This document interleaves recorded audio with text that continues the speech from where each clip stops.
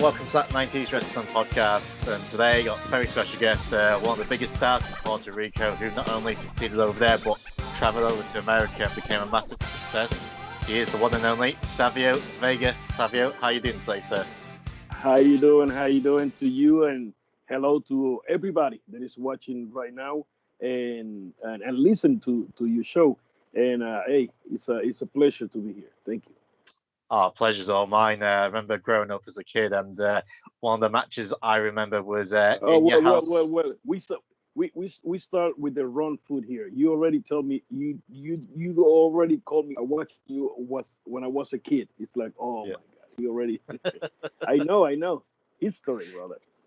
Oh yeah, I remember your match against Waylon Mercy in your house 7. Wow. I think that was one of the first matches I saw you, and I was like, "Oh man, I like this guy." I must have been, I don't know, 11 or 12 when I watched it.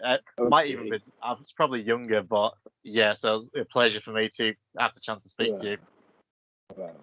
No, I know what is the feeling the fans have to a person, especially in our wrestling career, because I was a fan too when I was a kid, and this guy is the guy that I like. I never have like one guy. I'm a fan of this guy. I was fan I fell in love. That's a different view. I fell in love with the wrestling, with what happened inside the ring. I saw the ring, man. It's like, whoa, wait a minute. Then whatever they doing inside the ring, the different characters that I was seeing here in Puerto Rico, the ones that I have the chance to see on TV. But I fell in love with the wrestling, not with the character, with the person. I was in love with the business, without knowing nothing about the business behind the business, behind the ring. But man, wow, it's close to 40 years. Yeah, it's been a hell of a career, and we're going to get into it. So we'll start at the beginning. Puerto Rico, I mean, it's the most fiery of wrestling promotions. I've had the opportunity to speak to Epico Colon, Orlando, and he told me about growing up in Puerto Rico from his side and being part of the legendary Colon family. So let's get from your side, growing up in Puerto Rico, and your introduction into wrestling. Okay, I was like, I say 11, 12 years, maybe around there. When I in my house, we have this small black and white Hitachi TV, and was in my parents' room, and I bring it to my room because I want to watch TV. And it was 5 o'clock. I put TV there, set the antenna, and I started surfing. When I went to channel 7, and when I hit channel 7, Titan of the Ring. They call it Titanes en el Ring from Argentina. Martin Caravacian. He have the real characters. When I say real characters, he have STP racing car with the Formula car coming into the arena. He have the character from the Bible. He have the Don Quixote, Sancho Panza. He have he got that's what I do every Sunday. Then talking with my friends, they say, well, we have local wrestling. This is now 70, 75, 76, maybe 76, 70, something like that. And I said, local wrestling? Where? Channel 4. So I went to Channel 4 to see the TV, the wrestling. And now it's like, whoa, wait a minute. And I fell in love with wrestling. I went to the martial arts. I started doing my martial arts and visiting and watching wrestling every time. I started playing wrestling with my friends. I do cards. I make belts. I did the whole 9 yards. And I was the promoter without knowing. And years later, I went to do the same thing. Man, crazy. And then from there, one of my friends, he left the taekwondo classes for 1 year, exactly 1 year. Why? Because I remember we are stretching, and he said, "Man, it's exactly 1 year that I left the dojo, and I come back today." I said, "Wow." And I said, what were you doing? What happened? He said, no, I was doing wrestling. Oh my Oh. God. When he said that, brother, I think the destiny was working to put me in this position because it's like a step by step. I looking back, it's like a look like suspicious. Well, I grab him by the kimono and I say to him, "You have to take me there, man. I want to be a wrestler. You have to take me there." And he's like, "Yeah, yeah, yeah. Okay, okay." I said, "No, I mean, I was anxious, man. I remember." And he said, "Okay, we're gonna do it." And he took me there. I was a man. I was a kid, so I wanna practice there. I saw Chiqui Star over there, and the Profe come to become my manager years later. I was watching them around my city when they come to wrestle. I follow them different places when they wrestle. When they start with the company that they have the television here in Puerto Rico, WWC, I was watching them too. I was every whatever was wrestling, I was watching it, and at the same time, I start going to the gym to work out and learn how to take bombs, blah blah blah. Uh, I learned right away. I have the ability through the taekwondo that I was doing the martial arts, and love what I was doing because I fell in love with wrestling. Everywhere they have a car, hey, they're gonna have a car in this town. You wanna go? Well, if you take me, yes, you book. Boom. What about the other time? If you take me, I don't have no car.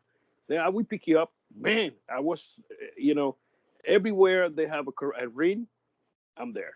So learning.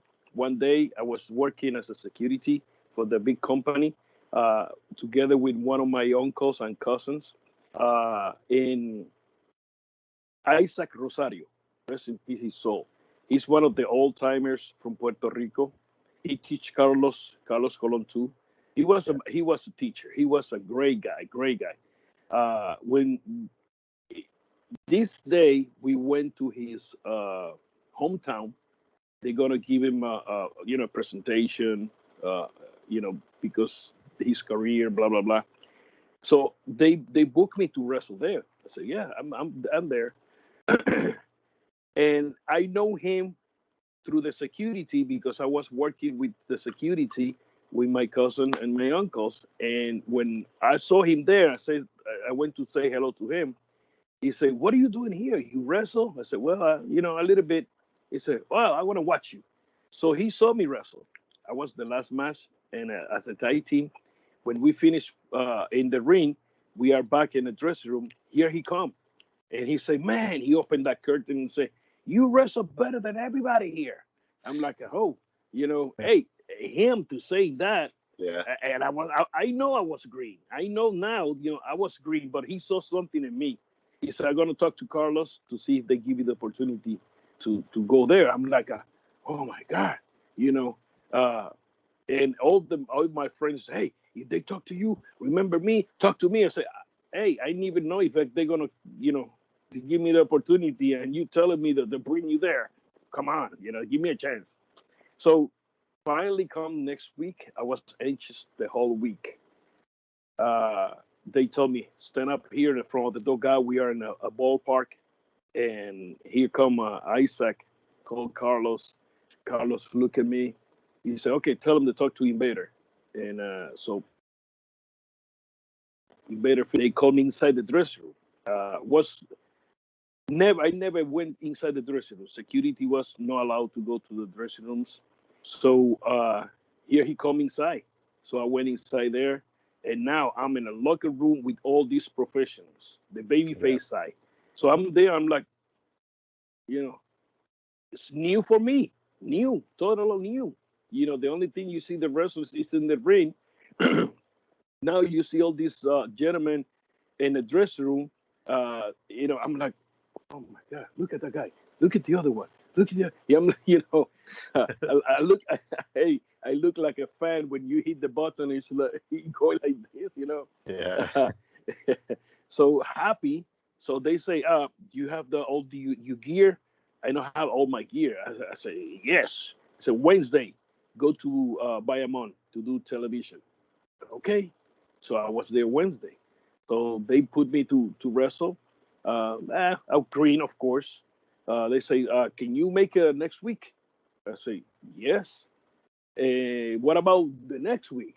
Yes, every week. They ask me till they say, "Okay, we're gonna send you. You look like interested in wrestling. We're gonna send you to the El Martillo, one of the old timers, referee. He passed away too. Uh, to his gym, so you learn a little bit more. How we wrestle here. No problem. I'll show up there. I went there every week to learn and learn. At the same time, now they start booking me. Say, can you make it to this town? Yes. You make it to the other town. So I say, I need to get a car. So my first car was a Mitsubishi Champ, the small car. Yeah. You know, Yeah. I say, yes. Hey, I have my car.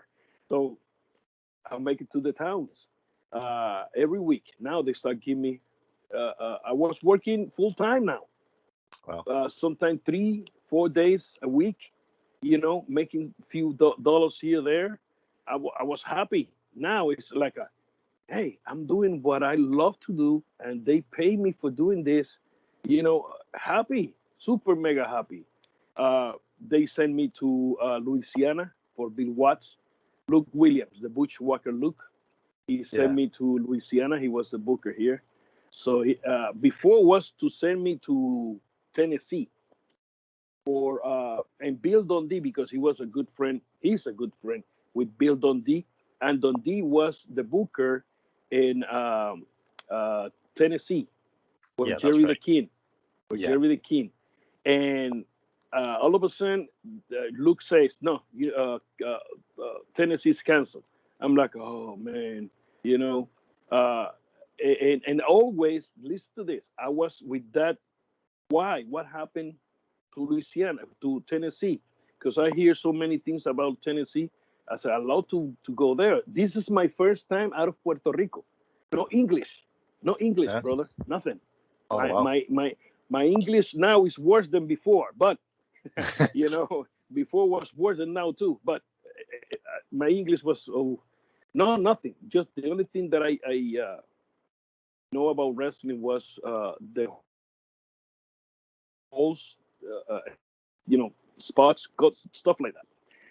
So I had the chance to ask Luke Williams, brother. This is like 2 months ago. I talked to him about this. I said, man, why? What happened to Louisiana? He said, no, because Bill Dundee moved to Louisiana for Bill Watts, and I want to send it to I want to send you to him. I said, okay, that's why my question was answered. My first show was in the Superdome in Louisiana, New Orleans, a big, huge building. Yeah. My first night, Wow. I'm when I arrived there, I'm like, oh my god! I was the other day in in the mud, uh, you know, fighting guys and doing blah blah blah whatever, and now what the hell is this? So my first night was in the story in where this guy from nowhere arrived and kicked Bill Watts. So I come in and that couple of things of that story I'm gonna save it for my book. We want to work in the book, and so I almost got arrested that night. There, just for the run in. Yeah. I did what I know how to do well. The point is, have fun. I learned. I was there for 4 months. Uh, this is when the transition of the territories was killing by Vince, Yeah. because that's when where he was taking all the superstars from different territories. Uh, I was in Louisiana, Mid South Wrestling. That's when he took Kamala, Yes. Ted DiBiase, Jim Duggan, Yeah. Jake the Snake, all these guys. That was from that territory. Ginger Dog, etc. So I was there and I start seeing guys leaving. Boom, boom. I'm like, I'm not gonna stay here. They're gonna close this company, So I say, hey, I want to go back to Puerto Rico. So they sent me back to Puerto Rico. I was here for a few months, and so they sent me to Mexico. I was in Mexico for 4 months. After we finished Mexico, back to Puerto Rico. That's when we did the TNT character. Yeah. And TNT character was an experiment. They said, well, the kid arrived here. He loved wrestling. Let's try to do something with him. I have my afro, and they say, cut your hair. I say, cut my what? Yeah, cut your hair. By that time, B-ball is like that's not the hot topic in the street. B-ball. I'm like, what? My afro? He say, yeah, you have to cut your hair. And I'm like, and they say, paint your face, and we're gonna call you TNT. I'm like, TNT? What the hell is that? And they talk to Profe Angelo Rivera. I say, and your name's gonna be the Profe. So it's like we are like don't sounds like wrestling, stuff, but let's see.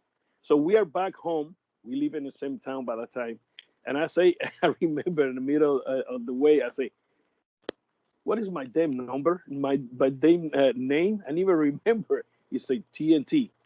TNT. I said, okay.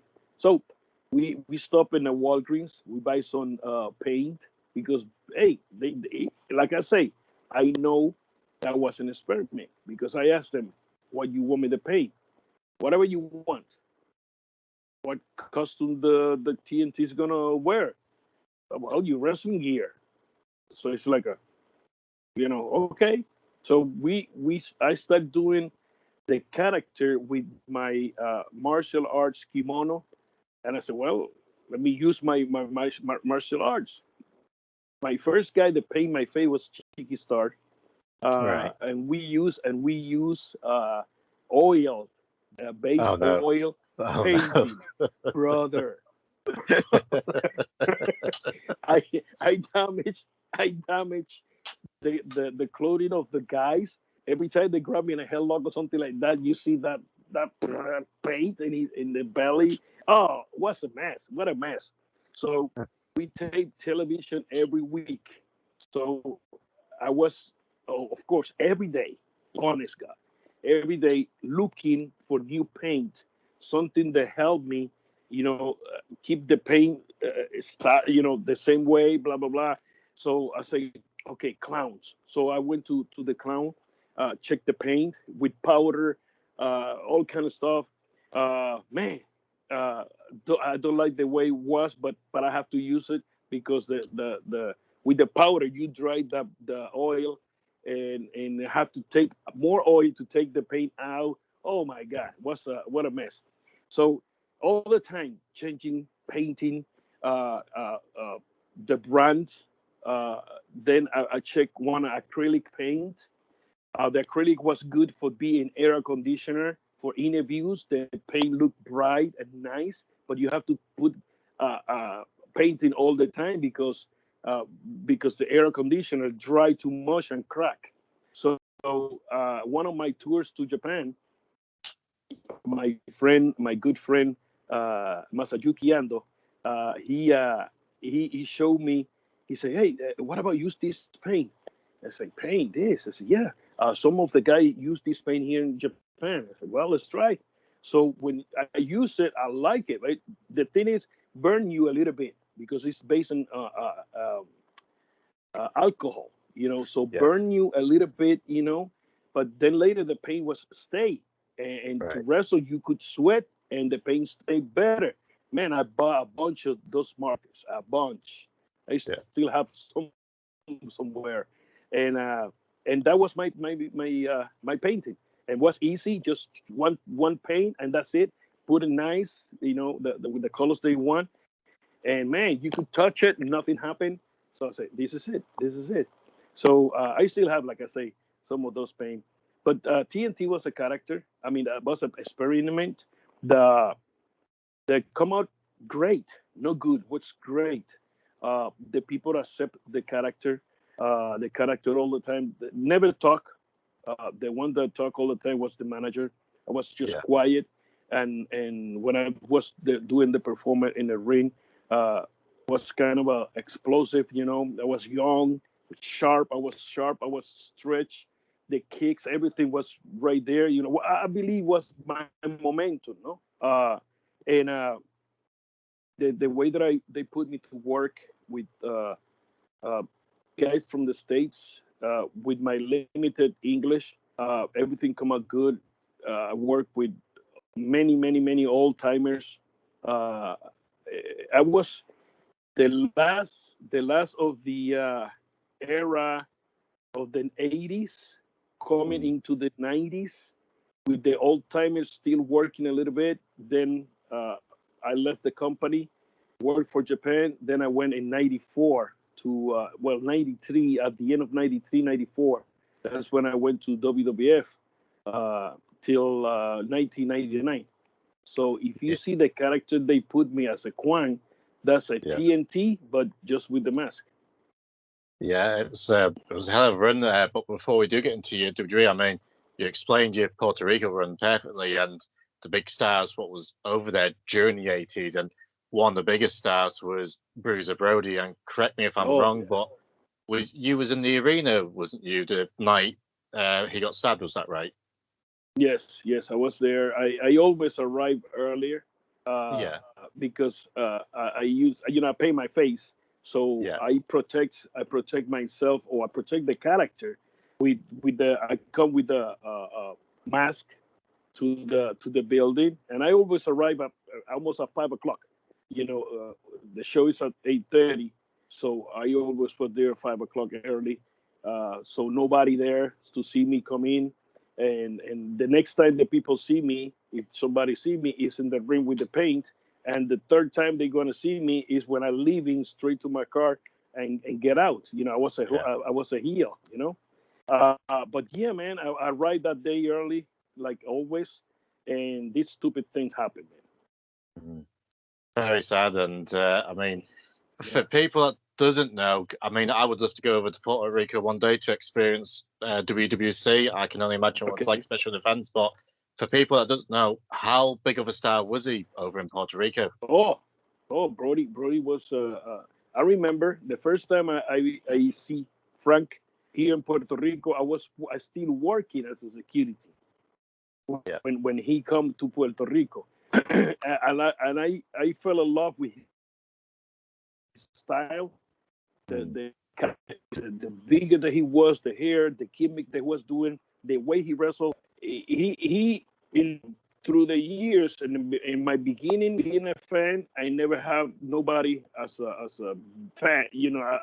I like that guy, but when I become into the show business, I say, well, I got some people that I like the style they work. Brody's one, Flair is another one, Harley Race is another one, and my good friend that I always love working with him. That's the people that I work with, and of course Invader. I learned a lot from him. I don't applaud what he did because everybody know, and he know he's wrong too. But the shit happened. Man, it's still what 32 years, and yeah, it's like it happened yesterday. Uh, yeah, the team is still here, and bad taste. yeah, I was with Brody here.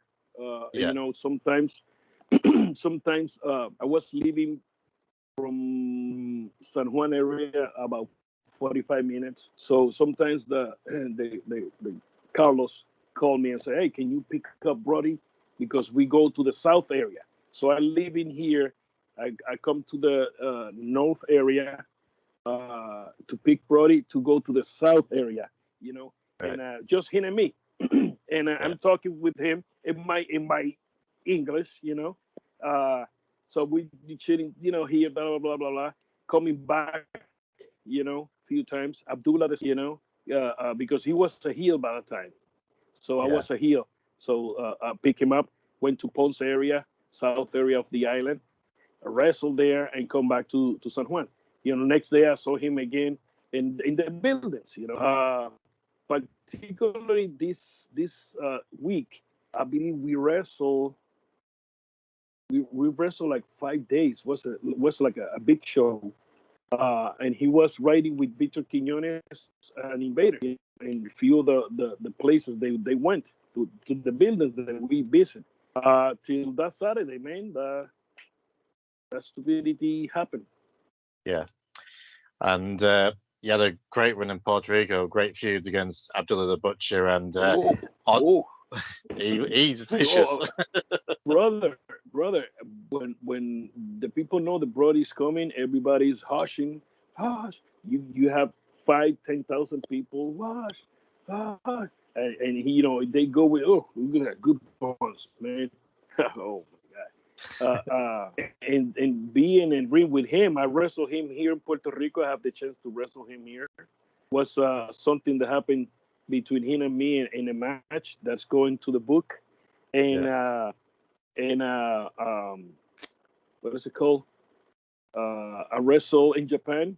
Yes, I wrestle in Japan with him, and a big tour. My first tour. Abdullah took me there, and it was him tag team with Jimmy Snuka Oh wow. against Abdullah and me in one of the small towns. Man, I have a couple of matches with him. Cool. And you made your way to WWE, and you became Krang. How did that process come about? And did you enjoy filming the vignettes? What was leading up to your debut? Yes, when they talk to me, and they don't want to use the paint, sorry, they don't want to use the paint. I say, well, okay, what we're gonna do? So, well, let's use say, okay, a mask, and your name is gonna be Kwang. Okay, Kwang, and Kwang is what? Kwang is like an Oriental guy. I say, okay, and I was thinking, I say, well, I believe I need to have like something cover my eyes because I don't have nothing Oriental in me. So you need to cover my eyes at least, so the people, they're gonna see, hey, that guy is from somewhere, not from Oriental. So that's why they make the mask with the way it is, dark. And I love the character. I love the character Quan because what was TNT, was what I was doing, and I love it. To be honest, I love the character Quan because it was me. Just the Yeah. only thing that changed there was the name and the mask. The rest was the same. I love Quan, brother. Awesome. And one of your early matches was on Raw, and you was facing the current WWE champion at the time, Bret Hart. So, how good was Bret in the ring, and what was your first impressions of Bret, and like how you got along with him over the years? Hey, no, Brett. I love Brett. Brett. One of his first matches was here in Puerto Rico. Brett. Oh well, yes, yes, Yes, that's yes. correct. Ponce, Yes, Ponce, Puerto Rico. Yes, yeah, I wasn't there. I was a kid by that time. But when I started in WWE, and I start met everybody, people that I don't know, other people like him. He starts, talk to me about Puerto Rico and stuff like that, and we became friends. Uh, so Brett is his champion. He's the man. When I arrived there, I don't know before the story about WWF, but before I start there, I don't know nothing. I mm, started know more about the company when I arrived there. So uh, love working with him. The latest story of that night. By the time WWF tape, one week was live, another was tape. that's right. So that day was live show Oh wow, and taping. So it's 4 hours of television. yeah, So first hour is tape, second and third is live, and the fourth hour is tape. So Brett and me, we are in the first hour. When I saw the paper, I said, yes, I'm leaving yeah, early from here. I don't have to stay there the rest of the night. What happened? Brett always was late, always. yeah. So I've heard I'm that. ready. I'm ready, waiting. Like the kid waiting for dad to arrive. In home. So soon he arrived. It's already the first hour live start. So I'm like disappointed. I'm like, oh man. So I have to wait 3 hours, 4 hours, more. So the show end. He arrived, I don't know what time. I'm like, man, we are in the first hour. We could leave right now. He said, like, okay. I was doing something because when the champs in WWS if are the champions, they are busy. They keep them busy, going here, going there, signing, whatever. Well, uh, so we sit down, we talk about the match, and let's do the match. A week after we arrived in some town, whatever town was, the guys from the productions, everybody, oh man, congratulations, congratulations about the match, congratulations. I'm like, well, it was a simple match. He said, you guys break the record of rating of that television Raw with that Oh match. wow. So when they tell me that, I'm like, what? Say, Yeah. yeah, you guys look at it. He said, you guys break the record of rating. I'm like, wow. So that tells me that the people believe the character Kwang could beat Brett and go to a match against him. Mm. So that teach me that. I said, man, so the character was strong. Why they don't want to do nothing with the character? Bah, I don't know. But the character was okay. Yeah, it was. And you got scheduled into a match against your good friend, The Undertaker. So, did you hit it off straight away? And was BSK already a thing by this point, or was you one of the initial members, you could say? Well, when the BSK happened, we are all in a dressing room together. I know Yoko from Japan by that time Yeah, because before I wrestled for them over there, I was with Yoko in Japan with Fatu Rikishi. I was with him too, and Sam, the Samoans. So I was with Bam Bam Bigelow with Vader too. So I know all these guys from before. And the first one, the go to WWE was Yokozuna. that's So I fine. know Yokozuna. I know Yokozuna from Japan, Bader, Fatu, Samoans. So when we are in the dressing room, they I met Mark Undertaker, and we all together all the time. That's when Yokozuna and Mark come. More Yokozuna become with the BSK.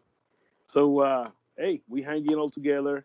Papa, the Garwins, Fatu, Yoko, Taker, me, Fuji, Paul Bear. I mean, we all have fun, man. Everywhere we go, we all together.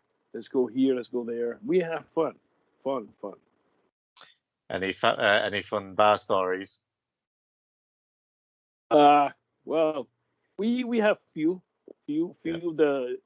It's okay to say it's few, cannot say it. Uh, but we have fun. One time I remember we are in Canada, uh, Right. and that day I don't know why I said I want to drink today, and I drink too much. So I remember Taker Yoko is next to me, and I just passed out right there. And I remember he just punched me in my arm. Boom! I'm like, oh. He say, okay, and I remember Taker saying, okay, take it home. Take it to the hotel. Say, take it home. And he said, okay, I take it. It's a Yoko and Fat said, let's go. We go. We always take care of each other all the time, no matter what happened. I mean, if you want to drink and you want to, yeah, do like a snake in the floor, you want do whatever you want to do, you're gonna be okay. Somebody's gonna watch you. We have our back all the time. I mean, Yeah. 24/7. If I go buy food, I ask everybody, anybody, food. No, I'm okay. Oh, bring me something to drink or whatever, anything. But we are always watching our back, and still, the other day when we went to this, I mean, with the Don't Undertaker farewell, uh, we are. I mean, the first one to arrive was me. Yeah. Second was Dennis.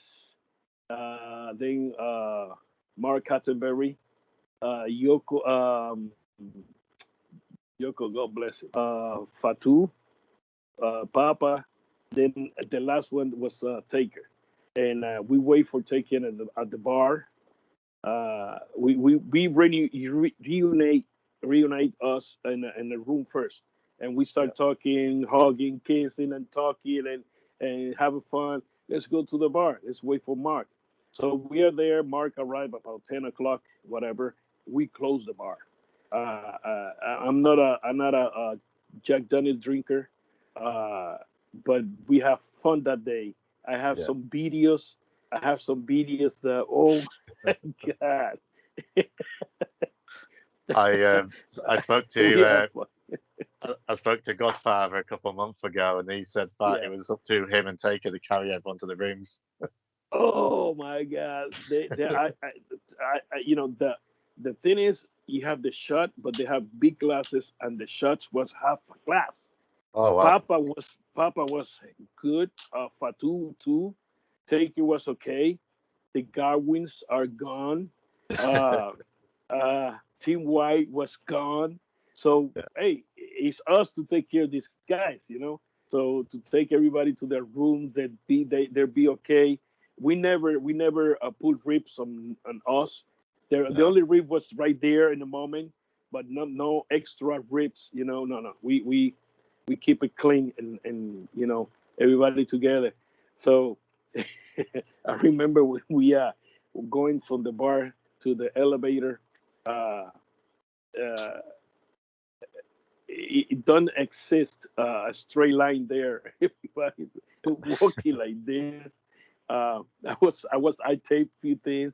People on the floor laughing. I mean, we have fun. We have fun, Good man. We time. have fun. Oh, we have fun. Oh, awesome.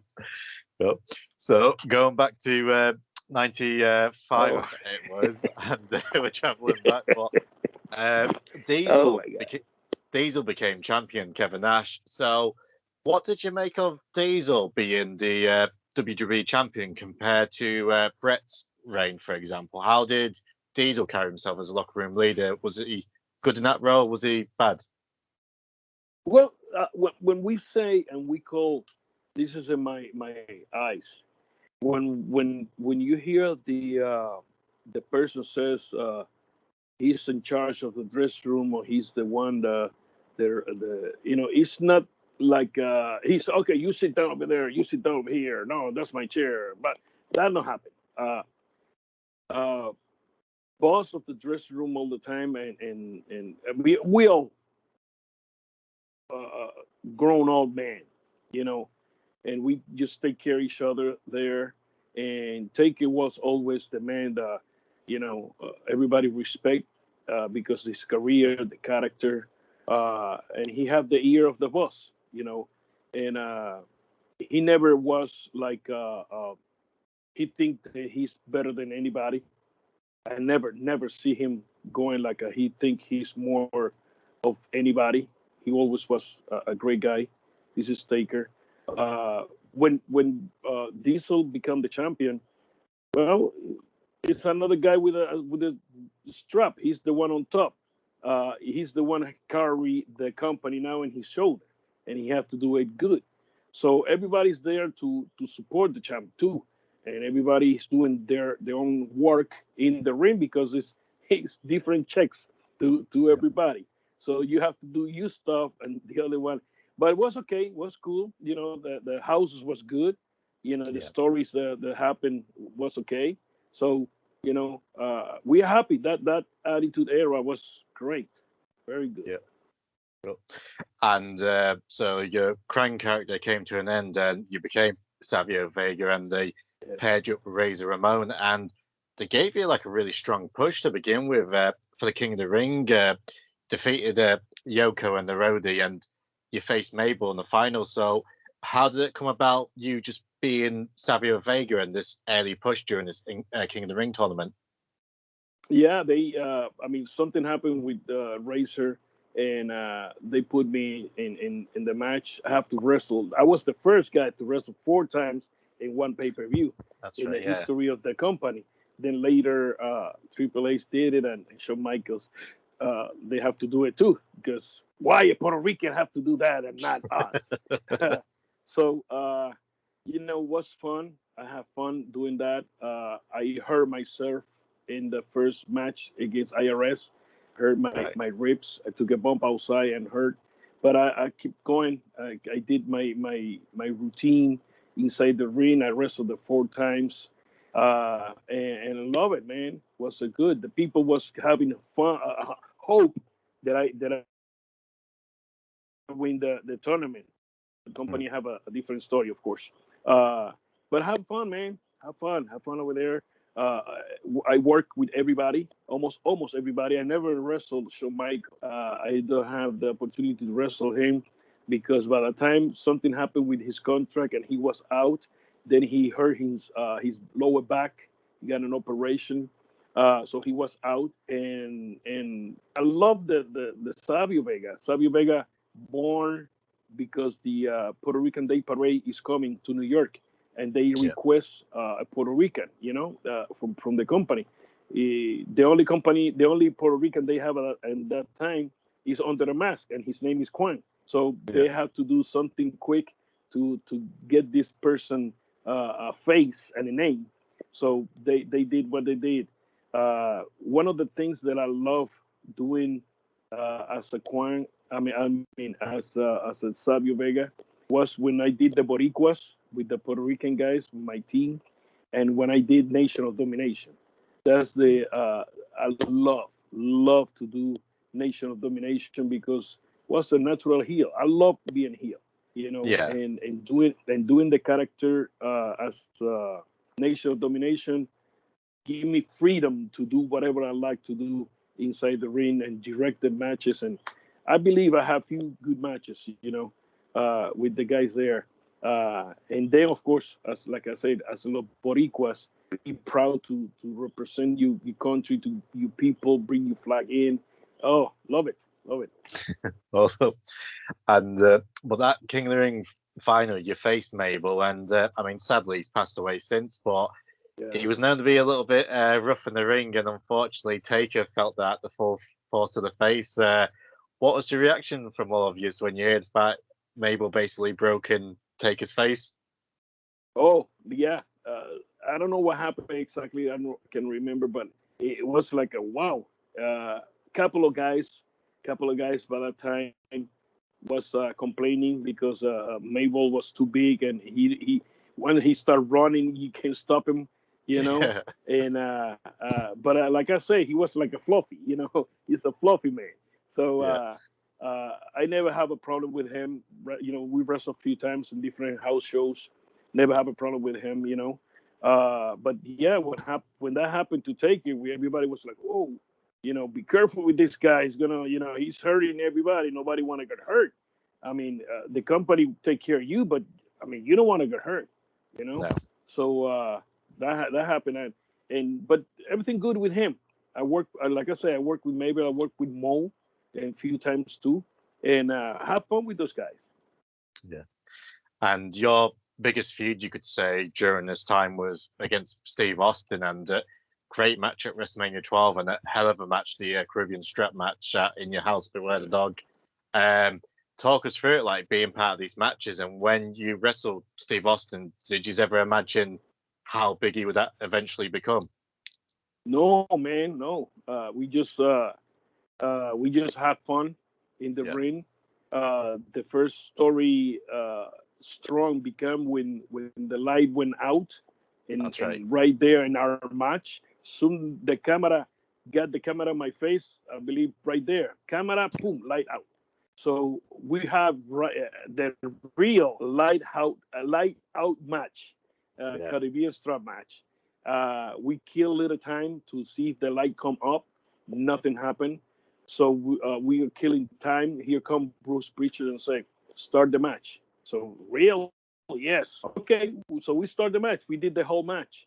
No light, no light. We finished the match. We continue working to see the light come out. Oh, say, okay, get out. So we finish. Went back to the dressing room. When we are all beat up, sit down, talking. Here come Pat Patterson. I said, okay, guys, great match, good match, but you have to do it again on Tuesday because the people don't see the pay per view, and so we are like, oh man, all beat up, So okay, they give us a Monday off. We have the Monday off, and Tuesday, let's go again. So they say now you have half an hour match. Let's do the match. And to be honest, I love the first match, the one with no lights, better than the second one. And second one's okay, but I love, and we agree. The first one was a lot better. And we have fun inside the ring. I worked with Steve in many times. Every time we work, we make it better and better. We fix things and make the matches almost perfect, And one of the things that I learned in wrestling here in Puerto Rico, and I took it there, was the give the people's money's worth. So they Yes. invest in whatever money there. I want them at least to in my match get them up their feet, or yelling, or go woo, or go wah, whatever we do. So I was taking care of that. I love to work with the people. As a heel, I always put the people in my matches because, hey, that's the one that paid the ticket. That's the one that paid the gas and the food. So I need to get them, at least get out of here saying, I love the match of Savio Vega or Kwang or whatever, TNT. I Yeah. always do that. Always. Yeah, it was a great match with Austin, and this led to your next feud with Bradshaw. And I suppose one of the most infamous moments during this feud was at In Your House 10, and the ECW wrestlers was at ringside. And Yeah. apparently, you and the boys didn't know there was going to be ringside, and nearly a riot nearly broke out. Am I correct? Well, I will give you. I want to correct you in there. The only guy that know what's gonna happen was the office, That's right. ECW guy, and me. I know what You I knew. know they're gonna throw. Yeah. Right. Bradshaw don't know. I said everything in where something's gonna happen with us, in where I ended in that era, in that area. So the beer happened. What happened here went down to the ring in the opposite side. So he want to do the spot in that side. I said, no. So I have to drag him and he's pulling me. No, let's do it here. So no, this way. So I have to make him come all the way there without telling him what's gonna happen.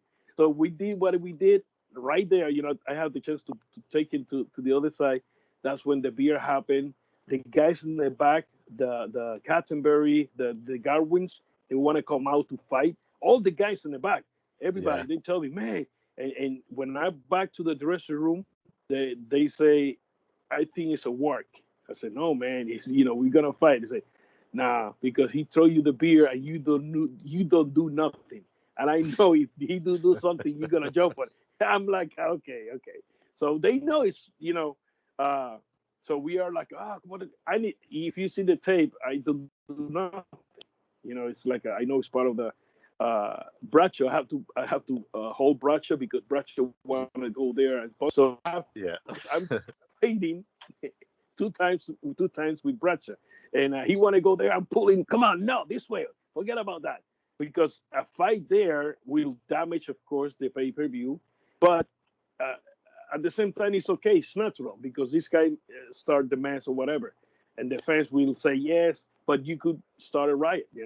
So I'm just grab him and let's go the other way. Let's go inside the ring.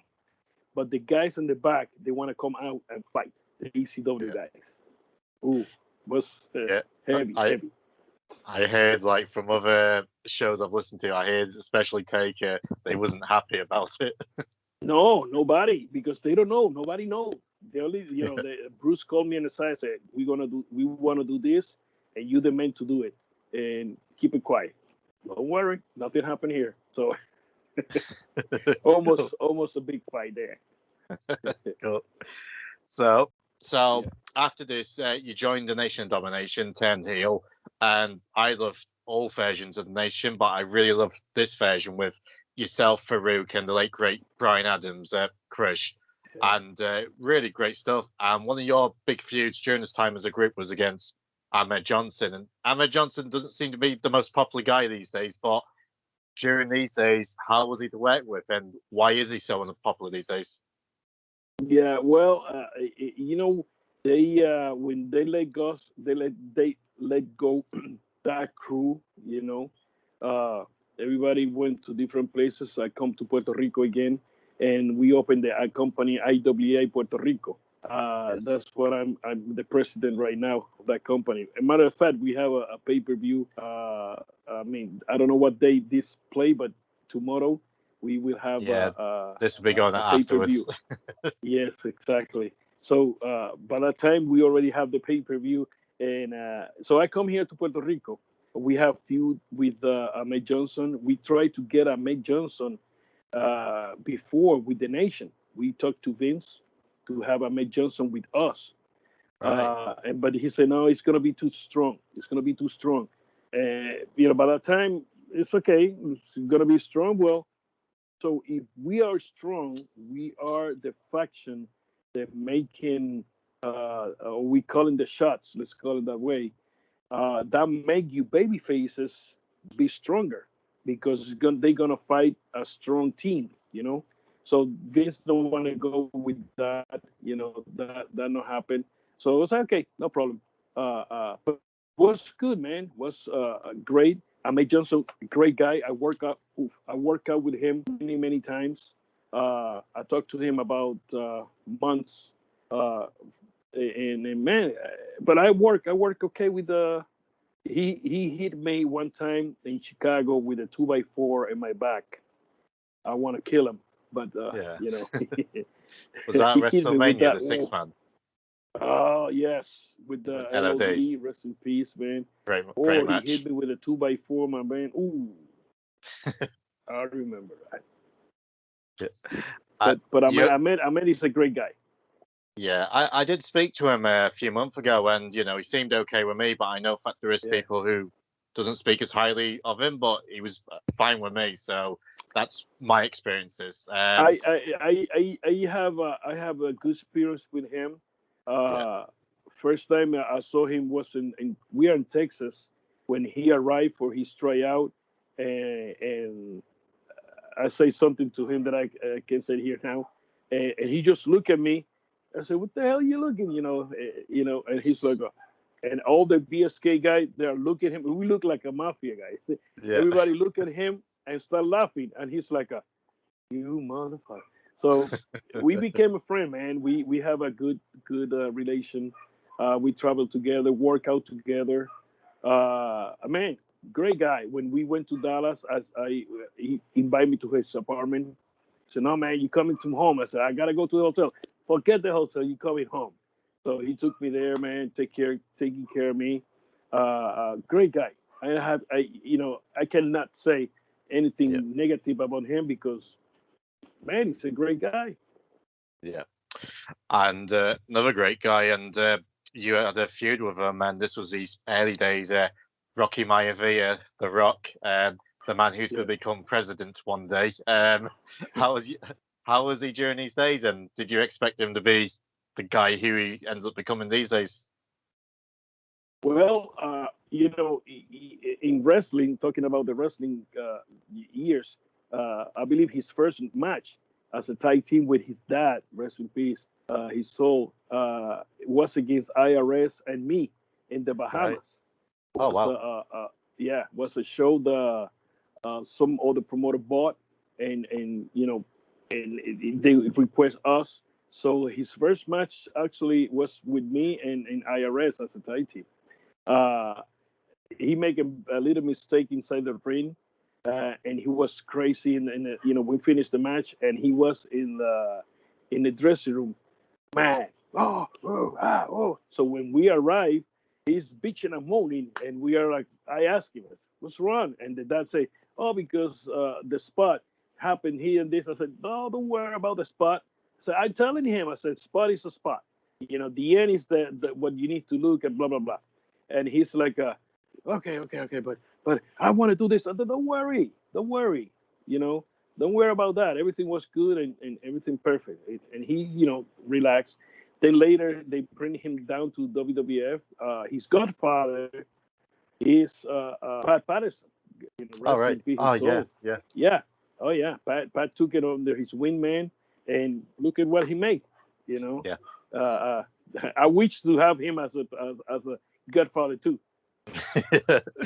Cool. And you had the Gang Wars Los Barricas. Awesome theme song, by the way. Absolutely loved it. Did you sing on the theme song? Yeah, mírame a los ojos cuando digas mi nombre. Awesome. We have to listen. One day, here come Pat. They say, Savio. I say, yes. Do you sing? I say, no. The first time he told me that was when strap match when Ted DiBiase is leaving to WCW, Right. and that's when we do the second. The first we don't like Monday off, and Tuesday that's when they have the news that he's leaving to WCW. So they become okay. If you lose, you the chauffeur is Steve Lou, Ted DiBiase is leaving. So okay, so he said, well, you're gonna sing the na na na na hey hey. I'm like, I thought he was kidding me. He said, no, you're gonna sing. I say okay. So later they switched the song of Los Boricuas and they tell us, "Hey, learn that song because in the pay-per-view, you guys gonna sing it." I'm like, "What?" So yes. So we are all together all the time, listen to a cassette, and put the cassette on the band and listen to the song. And we okay. You're gonna say this part. You're gonna say this part. You're gonna say. But everybody need to learn. Everybody need to learn how to sing it. So that's one of the things that we did. And man, uh, uh, here we are. That was like I forget what pay per view. Well, the point here is we are coming singing the song. We practice and practice and practice in the van every day, every night. Ba, ba, ba, ba, ba, ba. So when the pay per view happened, here we come to the ring, and we are singing the song the way it is. The only time the camera was in the face of one of us was on Castillo. And Right. Castillo, when the camera catching, he's like, nah, nah, nah, nah, nah, nah, nah, just like that. He's doing that. Nah, nah, nah, nah, nah.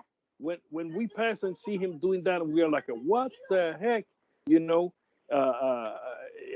And we don't know in that at that moment. We don't know in that moment. We notice next day when we start watching the pay per view on the monitor. So we are like, let's see how the match was, and the seeing everything, see what happened. So we sit down and watch, and here comes Castillo. Blah, blah, blah, blah, blah. I just turn around. I turn around and say, "What the hell are you?" It's like I ain't never learned the song. I said, "You son of a gun," you know. So yeah, the freeway gang wars feud yourselves, the Nation and DOA Disciples of Apocalypse. It was a great feud, and I enjoyed the segments like you destroying the Disciples' motorbikes. I would imagine there were some Oh, fun stories behind that. the story there. I have the idea to how ride a bike. I have a lot of respect for bikes. When I was young, I loved bikes, and I would thought one day, but that never happened. So WWE, by that time, they have the disciples with the motorcycles. All they ride. My guys, three of them ride Castillo, Miguel, and Estrada. I'm not. So I have the idea. So here they bring four Harley Davidson. And the point here is you're gonna stall the bike, and we are like, what? So you have to ride. I'm like, I don't know how to ride a bike. Well, you have all day to learn. So we are in New Jersey by the casino areas, and this parking, huge parking. He said, well, here's the bike, go learn. So I was talking to Castillo and Miguel and how to okay do this, do this, do that, do this. So okay, so I ride. I said, nice, I got it. It's just short, distance. What happened? Now they say it's gonna be live. Well, live. I thought they're gonna tape it. If they tape it, it's gonna be better. So they say live. I'm like, holy gaga. So we did what we did, and we have to run in, jump in the bike, start the bike, and take off. So when the guys arrive, they never catch him. What happened?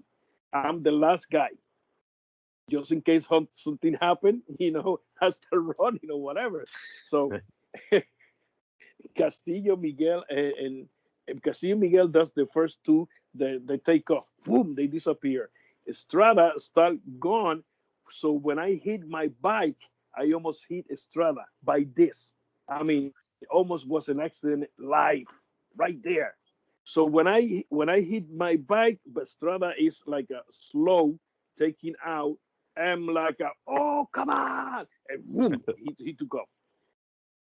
I run the bike all the way to the end. I remember it was a big long park. It was a wall, and I went to I turned right there, and I leave the bike right there. I say, tell the owner to come and get it. I'm not gonna take that back. I prefer walk.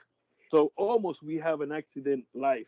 That was my first bike, and it was a Harley Davidson. And man, crazy. But we have fun. We have fun.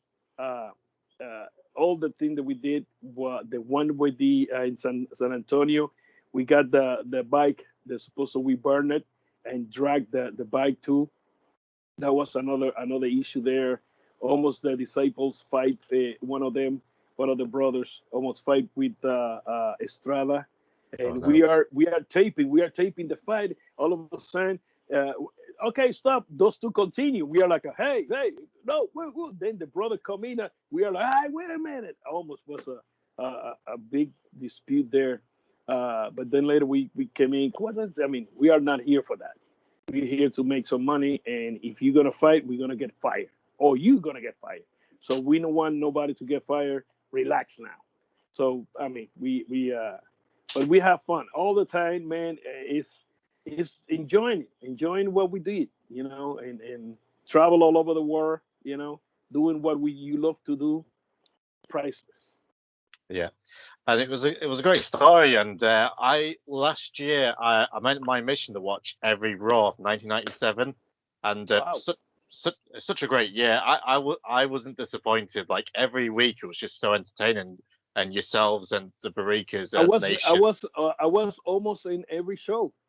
Yeah, you was pretty much, and such a great year. So you was part of, Yeah, in my opinion, one of the best years in wrestling, and one of the yeah. most infamous stories at the end of '97, I suppose you could say, was the Montreal Screwjob. I believe you was on the Ooh. show that night, and Yeah, I was there. I, Yeah. I've heard many stories from many people I've interviewed. I would love to hear your side of the story and what was happening during that time. Well, but when that happened, we started saying, "That's a work." It's kind of A, a few people said that. big, yeah, and it's like, look like a work because, I mean, Vince went inside with Brett, and his son was there, Sean, and all of a sudden, here comes Vince walking like this. I mean, nobody that is knockout walking walk like that. He was on character full. That's when I say, that's a work. The way that he walk out, it's like doing the gimmick that he's doing sometimes. I'm like, I'm not buying that.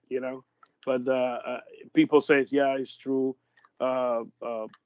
Brett punch him and whatever. I saw Brett here 2 years ago, maybe around that. I never talked to him about that, but if I have the chance to catch him, I will ask him straight. Tell me straight. Yeah. I love Brett, man. Uh, they bring him 10 years ago, maybe more. Some guy bring him to Puerto Rico to do signing, and when I hear that he's coming, I say, "Tell me where he's gonna be. I have to go see him. He's a great guy, great friend, and I want to see him. I want to say hello." And so I went with him. Let's go. We have dinner. We watch Calgary Stampede playing by that time. And then later, when he come with this other company to Puerto Rico with Hugo Sabinovich, they bring him here. I went to the building, and I don't have to go to the building, but I said no, I'm going to see my friend. So I went there. I spent some time with him, talked to him a little bit, and I'm glad to see him. And man, I have good time with Brett. And what was everyone's opinion of Shawn Michaels after this? Oh, that well, I believe like to be honest, the way they did it. Of course, I know that Vince was taking care of his business, but at the same time, if he trusts the man that he trusts for many years to be his champ and be his top man, I mean, what happened in the middle of the business that you don't trust him so he could, Mm. lose the belt and go ahead. Hey, he's gonna make more money over there, money that you cannot give him. Give the opportunity to the man to go make that money and come back. You know, Yeah. if not, give it to him and keep it here. So no, he have to go. So he have to go, and at the same time, you do what you did. If it's true, he's a son of a gun. If it's not true, they keep the secret, intact because everybody's still thinking that was true. But I don't know, Yeah. to be honest. From what I've heard, it is true. And the people going into the show who knew was obviously Vince, Shawn Michaels, Triple H, and Jerry Briscoe. And Earl Hebner was told literally just before he went through the curtain. So from the accounts I've heard, that they was the people who knew. Oh no, the screw, yes, the screw was real. It's Yeah. That's real. That's because you could see the face of Earl Hebner. When he gonna Yeah. do that, he got the moment of, he know what he gonna do, but the moment of truth, you could see him nervous. That anxious on him. He's like, oh, Yeah. ring that bell and get the hell out of here. Because he know they gonna punch him. So Yeah. I mean, I'm a promoter. If I have the opportunity, or that have no opportunity, if that happened to me, uh, I have many guys that leave. I want to leave. I want to go into the other company, whatever. Go ahead, pay my day. You know, I don't have no problem with that. I mean, I do the same. I learn doing that, working with different companies and stuff like that. But if somebody treat you good and you working okay in that company, I mean, you want to do an adventure with another company that you don't know what's going to happen, you know. Then later, and you leave in bad, no good, it's going to be hard to come back, you know. Yeah. And I mean, then the accident of Owen happened too. On top of those stuff, it's like wow,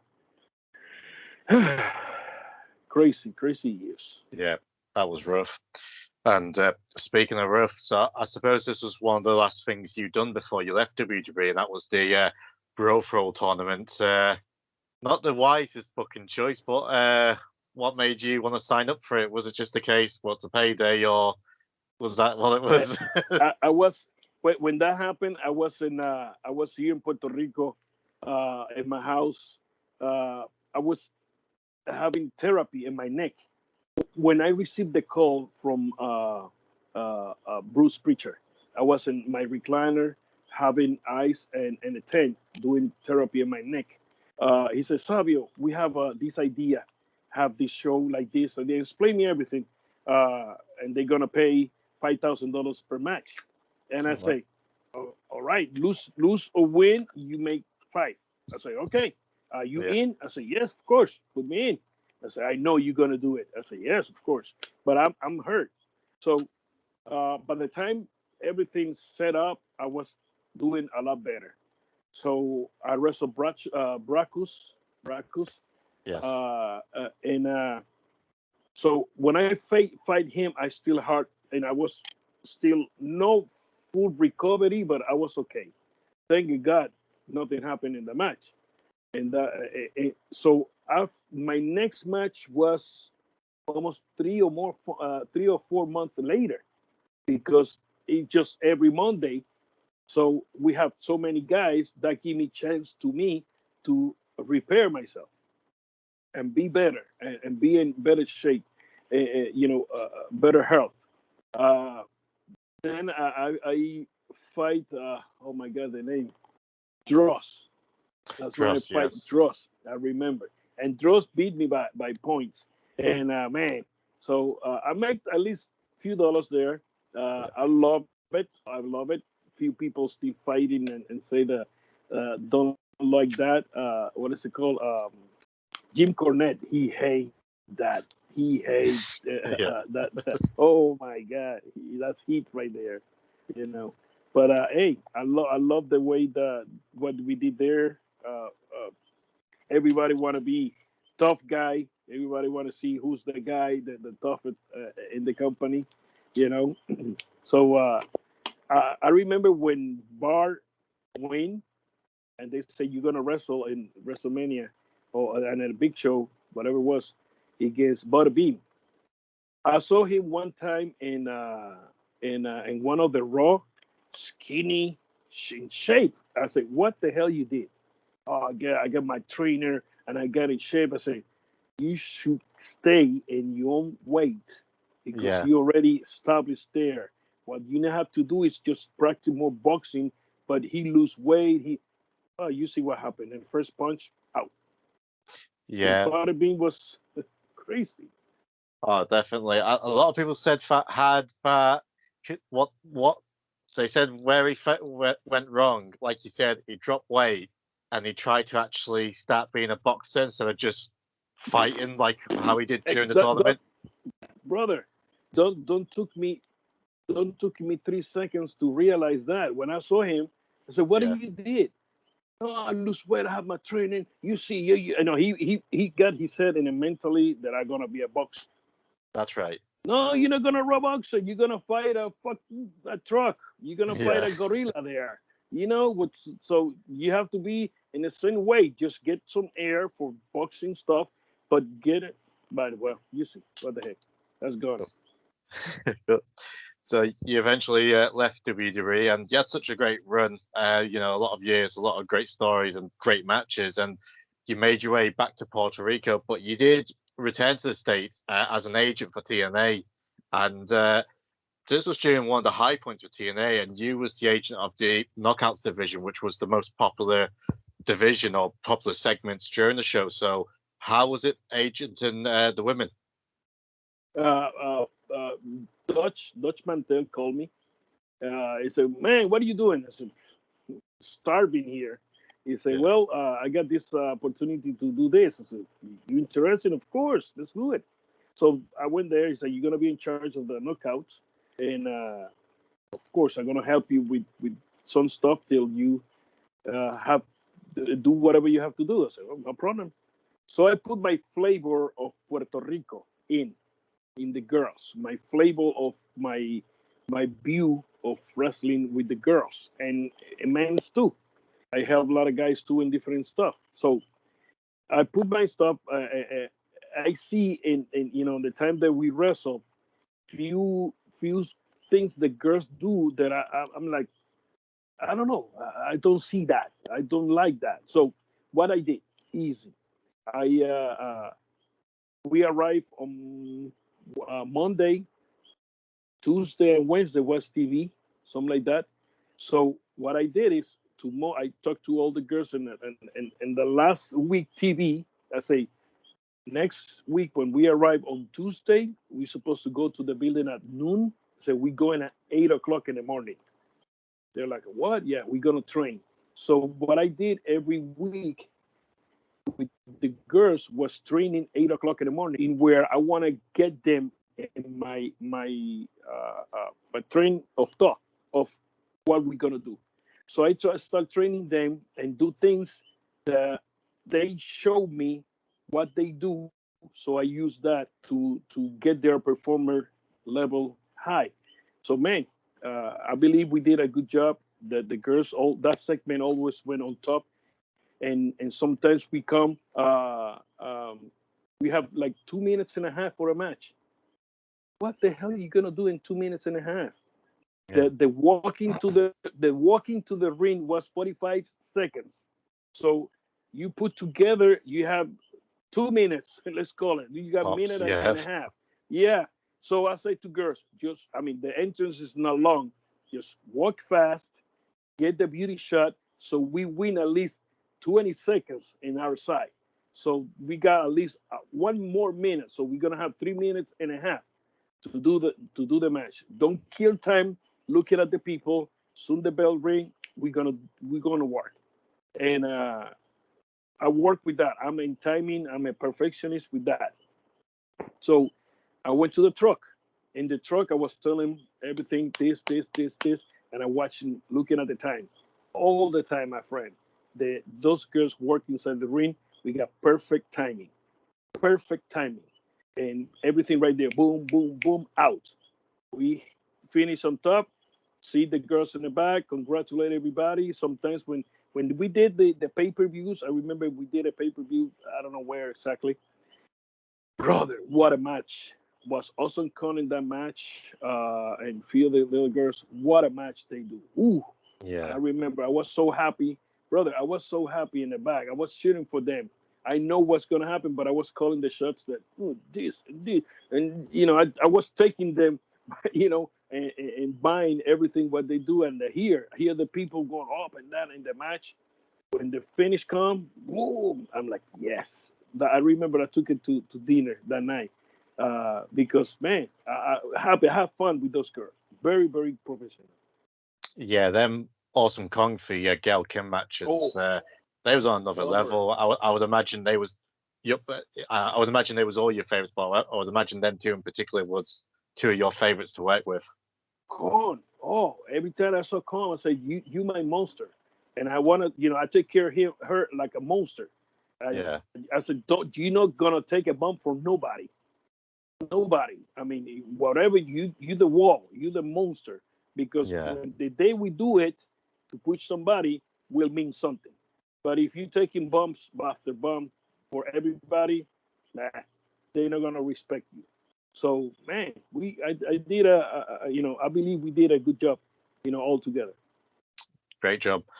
And two people who was part of the company who didn't get along so well was Jim Cornette and Vince Russo, and their Oh feud is yeah, now legendary. It's the biggest feud of all time, in my opinion. How was your yeah. experience working with both of them, and did you see their interactions? No, they I believe they keep that to the office over there. I wasn't involved in none of that stuff. Whatever. I see Cornette is a very intelligent, bright mind for Yes, wrestling. You know, uh, uh, I believe uh, what's it called? Uh, Russo. Forget the name. Vince Russo. Vince Yep. Russo arrived in a parachute, and Vince just grabbed him. He come with new ideas and different stuff. Love that. So they did whatever they did, and it was good because the kid was there. Writing the magazine and do stuff in the magazine that called the attention of the boss, and the boss said, "Hey, let's move this guy here." And wait, what's good? Crazy stuff. Never done before.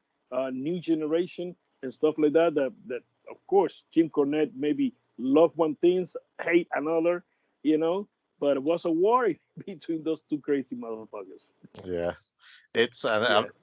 they're still going today, and Ah, I enjoy listening to both. I listen to Cornet every week, and I listen to Reese every week, and it I love I would Corny. I would love for them just to have a boxing match, just a charity boxing match between the two. I love that. It would sell all records on PPV. Oh yeah, Definitely. we make some money. Oh, definitely. Cool. And you eventually left TNA, and but you did make a brief return for the Ring Ka King promotion in India. How was it working in India? Here come Dutch. I was doing nothing after they fire us from TNA, and he said, "Savio, we have this deal that is going to happen in India. There's going to be a TV tape and whatever. We looking for a teacher there. You have to move over there.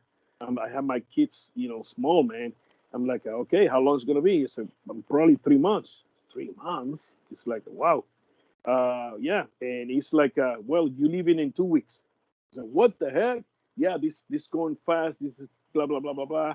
They already have some players over there, but they looking for somebody here, and they don't know who. And Dutch said, "Well, I got Savio." So now he talked to me about this. I talked to my wife. Let's set it up. I said, "Well, Dutch, I'm leaving, but I need to leave money at home.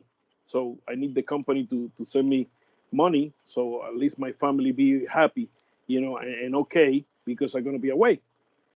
Yeah, we're gonna set that. So poof, here come to India. So I went to India.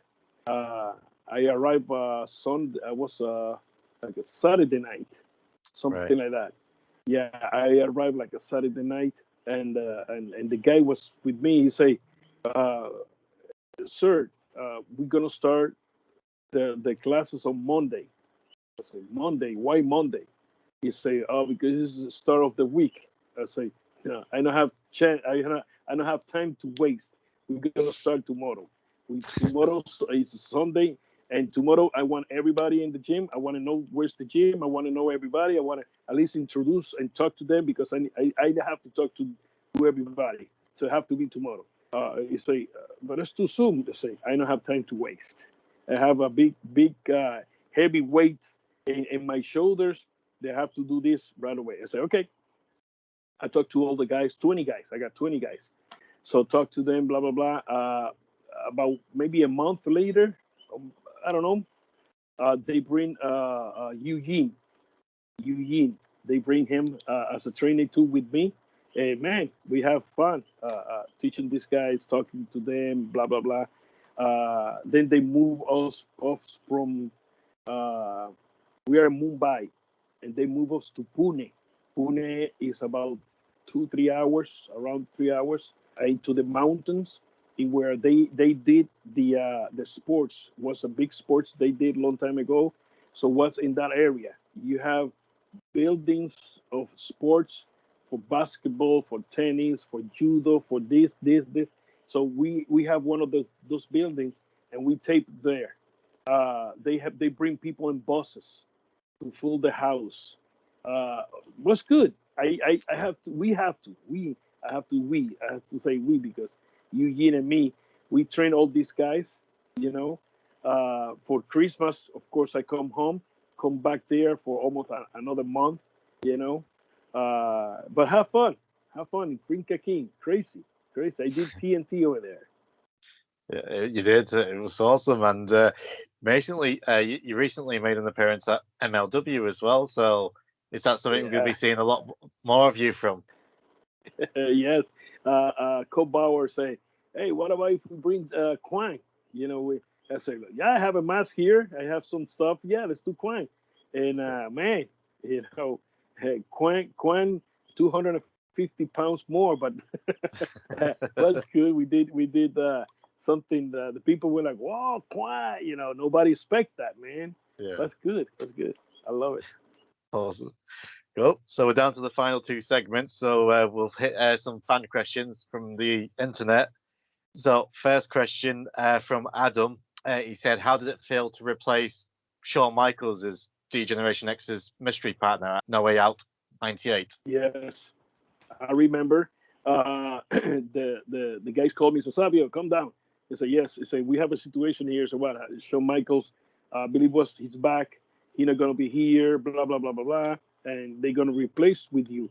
I was off that day. I said, well, let's do it. I'm here. So was good. You know, became from nowhere to be on top of the card. You know, Yeah. uh, this was a crazy match. I remember with the whole Mick Foley. I look into the bag of garbage there. I say, "Hey, I got some barbed wire."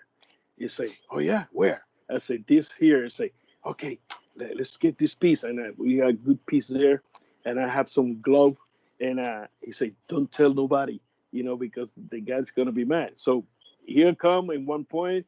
I just jump out, get the barbed wire, and start wrapping him around with the barbed wire, you know. And Terry Funk, Steve, they don't know nothing, and they're like, "What the?" Oh, they got mad. They got mad with Mick Foley because I mean they want to defend him because he's in trouble, but of course they cannot come in because everything's gonna be screwed, and nobody knows about that spot. So I hear with the chair, pow, pow, pow, whatever. But it was good, good. The people thought, oh, they're gonna take the fall on Savio, so we switch all the psychology and Yeah. have fun with those guys. Cool. And the demo gods has any fun strip club stories? Oh, well, I to be honest, I don't visit too much Yeah. the strips. You know, I went, of course, with them, a few here, a few there, different places. Taker and Papa, they and Yoko, they know where because you know they have more years than me in the territory. So everywhere we go, they know. They say, We go to this town, we go to this town, we go to this other place. In Vegas, we went for the Papa, and we have fun there. You know, I know. I remember I was just looking. I don't drink too much that night, but have fun to take care of the guys. We visit brother, disco all over the world, all over the world. I remember we are in Israel, and the disco was in this place that was abandoned. You got bullet holes everywhere. I mean, it was like something major happened there. And the disco is there. You got the big speakers, lights. I mean, like everything all wrecked, but as a disco, you know. And I remember I'm in the second floor over here. There's a VIP, and the floor is on wood and have more holes than you know. You have to walk carefully. The couch was all messed up. Well, you know, not it was nice, but crazy. Yeah. So I'm in the floor. I'm in the second floor over here, watching, looking at the everybody jumping and dancing. In that corner over there is a guy going like this. I'm just looking. I saw him. I spotted him. I said like, yeah. He's like, come on here. I'm like, yeah, yeah, yeah. You know, what I understand is like, come down. You know, I'm like, no, I don't want to go there. You know, have to go through all these people crazy. I said, no, I'm okay. I'm okay. He's like, no, come on, look. I said, what happened? He said, look. When he's pointing me at the floor. I'm like, oh, something happened here. So I went down then, walk all the way there. We got Diesel and Shawn Michaels both passed out in the floor, Wow. down. I'm like, what? So I grabbed, the first one I grabbed was Diesel. I grabbed Diesel, I started shaking, slapping, come on, wake up. I'm like, oh, let's go. I walked him all the way to the truck. Our security's there. I said, get him in. I went back inside and grabbed Sean. Come on, let's go. And just grab him, put him in the truck, and I said to everybody, I was the security that night. I said, get out. Let's get out of here. So we put all the guys in the van and whoop, we took off. But hey, things happen, man. Sounds like a good night. Good. And we're down to the last segment of the show, so I'm going to give you a name of a wrestler, and first thing Okay. that pops on your head, basically. All right. So we'll start off with your friends, the Godwins. Oh, my brothers. My brothers. I Awesome. love those guys. Who? Awesome. Yeah. Sonny. Yeah, no, good. I have good experience with her. Treat me good when we working over there. I mean, she issues with things that happen there too, but with me was a good girl. Awesome. The Bulldog.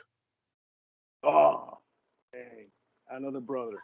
Miss that guy like Owen. I miss those guys. You don't have an idea, my friend. Love those guys. Love them. Look at it. Oh. Was you happy to see him get inducted into the Hall of Fame this a few months ago? Oh yes, I was happy. I was happy. You know, when they start doing the signing stuff, I sign my stuff too. Oh, happy for the Bulldog, man. Yeah. Davey was another thing, man. I traveled with him together. We stayed together in the same room. You know, we went to the gym together. You know, love Davey, man. Love him. It's sad that we lose people like that, man. Is I spoke to his daughter a few months ago, and she was lovely, and so many great stories about Davy Boy. So really Beautiful nice. family. I have the chance to be with the Davy Junior, you know, Yeah. with mom, with her, and man, that people is great. I love that people. Love it, love it, love it, love it. Awesome. Goldust. Another freak that I help him develop his character. You know, big time when they have him dress as a Goldust every Monday night, and they don't use it because they don't know what to do with him. One time I pass and I see him there all the time. I said, why they don't do nothing with you? He said to me, they don't know what to do. So what do you mean? They don't know. I said, I know what to do with you. You want me to tell him? He said, you want me to tell him, Pat? I said, yeah, tell him. Here come, I say, I gotta go get something. When I'm back, here's Pat. I say, Savio, Dustin says that you know how do something with him. I said yes. I said put it together. You go to the ring. I'm like holy shit. I said I'm gonna kill you. I was off. So we start walking and you prepare everything, and I step by step helping develop the character. And well, he's right there. He's making money. I'm not. Yeah, I think I spoke. One of my first interviews was with Duke Dumpster Drosy, and Yeah. he agreed with that story. I think it was himself, and he mentioned you also that you were the ones who gave Goldust the advice how to evolve this character. Yeah, to develop his character and start, you know, working strong there. Yeah, Duke as another friend, he was there with us together. Then I have the chance to see him in Germany. He was for Auto Right. once. He was there, living over there. But yes, man, Goldust, I helped him develop his character. Awesome. Sable. Oh, another great lady. Have the chance when she was the wife of Mark Mero. I have the chance to travel with both. Nice lady. Love it. I didn't even see her in more than 20 years. Yeah. After I left. But I know she's the wife of um, Rock. yes. I hear he's a great guy, and man, Yeah. love it, love it. She's a great lady, great lady. Awesome. Bruce Pritchard. Uh, what an asshole! What a cunt! Well, Bruce, Bruce is Bruce. Bruce is Bruce. He's Yeah. doing his. I believe he's still with the company. The last time I saw him, he was Yeah, he in. returns. Yeah, I was when the farewell. Yes, I saw him there. But Bruce is Bruce. Bruce is Yeah. gonna take care of Bruce. Fair enough. Triple H. Uh, yeah, he said to me last time that we talked, I have something to you. I'm gonna call you. I still waiting after whatever time, so I don't expect nothing from nobody. Uh, he's doing what he's doing. He's very busy. Yeah. China. Oh, Lori. I remember her in Boston. We finish. We leaving to the elevator to go to the garage parking, and she's right there with another girl. I saw her, muscle. I said, "Well, yeah." So you work out, huh? She says, "Yeah." This is way before nothing with wrestling, and say hello to her there. Then later I saw him. She speak a little Spanish. We talk and have fun with her. Yeah. Nice lady, nice lady. After she made her boobs, I don't know what happened. She say, "You hit me so hard that you made one of my boots leak." He was Oh leaking. no. She said, "Look at one is like this, the other one." I said, "I'm sorry." So you bust my. I have to go to surgery again. I said, "Oh my god." So wait, that happened. Yeah, she sadly missed as well. Like I've heard Oh like a lot of man, nice stories, and such a nice, shame she was so young as well. nice, So, yes, yep. nice girl, Your man. brother, the Godfather. Ah, brothers. That's you mentioned the BSK, man. That's 100% brotherhood right there. It's nothing negative to say about none of these gentlemen. They're my brothers. I will take care of them anytime, anytime. Awesome. X Pac, 1, 2, 3 kid. Oh, a kid. We wrestled a few times. He know some martial arts. So when him and Kwang join the ring, we have fun too. We have few feuds in house shows. I mean, we have good matches. Oh, love kid, love it. Good Cool. guy, good guy. Ultimate Warrior. Ultimate Warrior I have the opportunity to meet him in one of the WrestleManias. Treat me good. 12. Yeah. Yes, treat me good. Just say hello to him. Then later we have the opportunity to be together in Spain, and I do a move and where I twist the arm and I do like a spinning kick on the side of the person.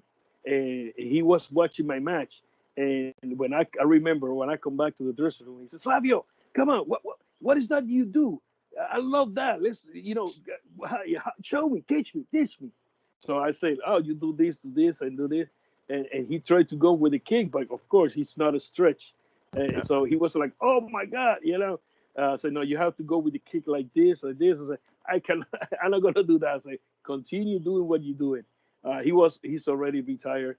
Great person, man. Not because he passed away, because when I was with him, great person, brother. Great person. Awesome.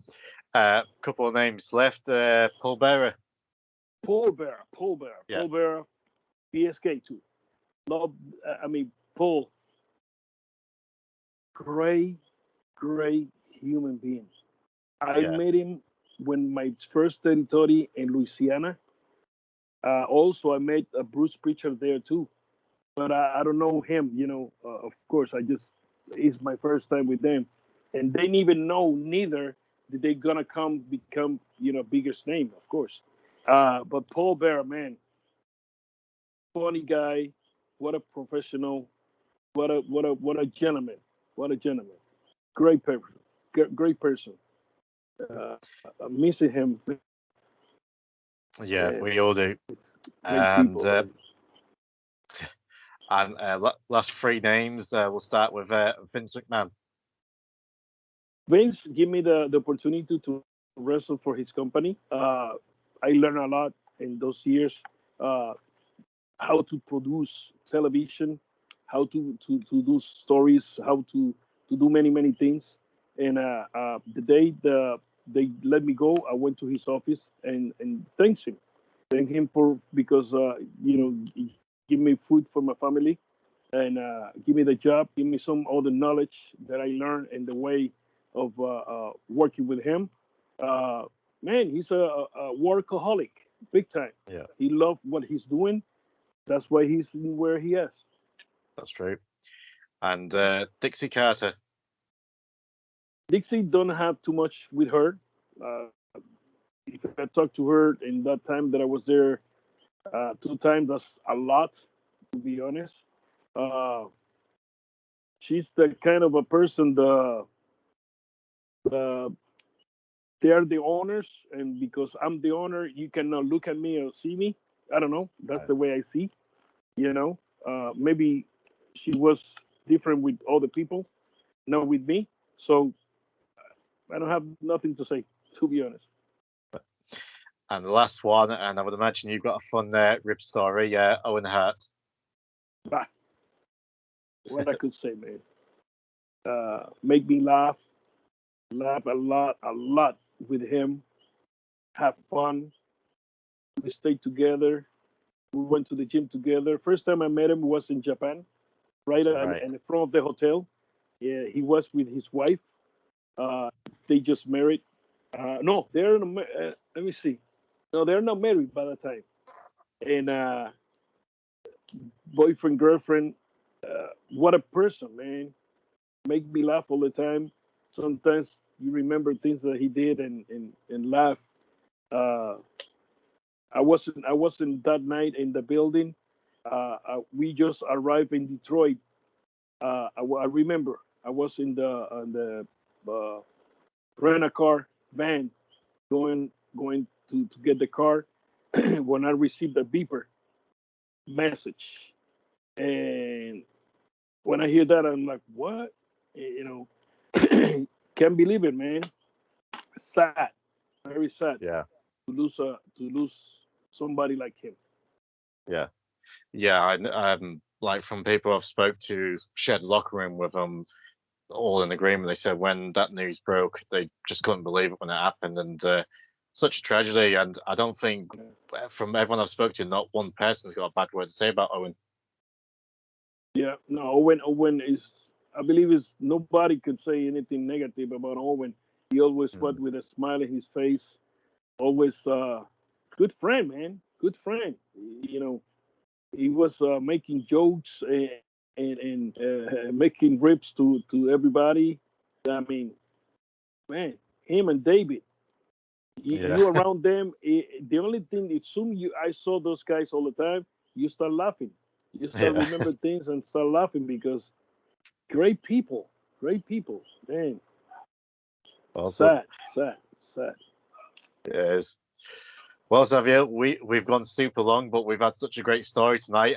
But before we do sign off, tell everyone where they can find you on social media, and if there's anything you want to promote away.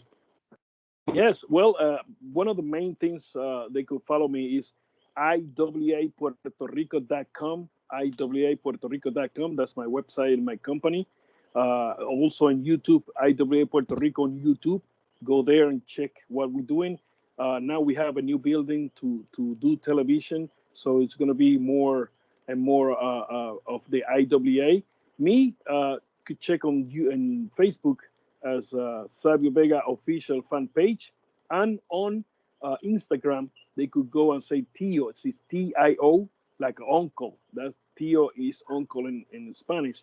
Tio Savio Vega on Instagram. Go there and follow me. Check the pictures and the stories that I have there. Also on Twitter as IWA Puerto Rico, as Ninja TNT, and Savio Vega also on Twitter. So check what we have there and say hello. Tell me where you from, and hey, I answer you. Yeah. Thank you to you, man, to give me this opportunity to be here. And everybody, God bless. Thank you very much, and yeah, hopefully we can do this again one day. Thank you. Take care. Thank you. Hey everyone, James here. Thanks for checking out this interview. I hope you enjoyed it, and if you did, if you could be so kind and hit that subscribe button. Say it every week, but it really does help the channel out, helps us grow, bigger audience, bigger show, which means we can get more guests and get bigger stories. And if you want to follow me on social media, you can do on Twitter at 90s Wrestling Pod. Follow me on Instagram, that 90s Wrestling Podcast, and also the Facebook group, that 90s Wrestling Podcast. And also, I've started a new podcast with a former guest, Rene Dupree, where we look at the week's biggest wrestling headlines, matches, and news. So if you want to head over to YouTube and type in Cafe de Rene with Rene Dupree, you can check out my new podcast. So until then, I'll catch you in the next one. Bye.